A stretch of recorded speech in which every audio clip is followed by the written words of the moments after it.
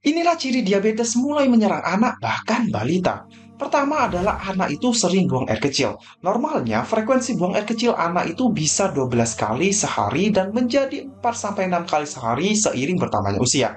Jika anak B akan lebih sering dari biasanya, menandakan kadar gula dalam tubuh anak terlalu tinggi, yang secara otomatis tubuh memproses kelebihan gula tersebut menjadi urin, dan kalau kondisi ini dibiarkan, ini bisa merusak nefron ginjal penyebab gagal ginjal. Yang kedua itu anak merasa haus berlebihan. Sering buang air kecil membuat tubuh kekurangan cairan, sehingga ini akan membuat anak minum lebih banyak air dari biasanya. Bahkan, ia tetap bisa merasa haus meskipun telah banyak minum. Sehingga jika anak banyak minum disertai BAK, ini patut dicurigai. Yang ketiga itu nafsu makan anak meningkat.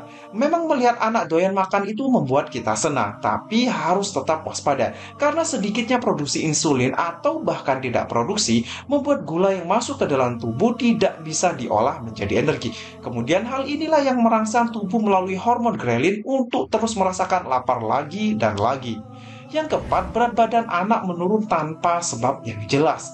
Anak sudah makan lebih banyak dari biasanya, tapi berat badan malah menurun. Ini adalah tanda diabetes. Karena ketika tubuh tidak mampu memproses glukosa menjadi energi, tubuh akan mencari sumber lain seperti lemak dan otot untuk dijadikan energi. Nah, pemecahan otot dan lemak inilah yang membuat anak mengalami penurunan berat badan dan menjadi kurus kering. Yang kelima itu luka pada tubuh anak sulit sembuh. Tingginya kadar gula darah dalam tubuh dapat membuat dinding pembuluh darah menyempit. Alhasil, sel-sel tubuh akan kesulitan memperbaiki jaringan yang rusak dan membuat proses penyembuhan luka menjadi lebih lambat.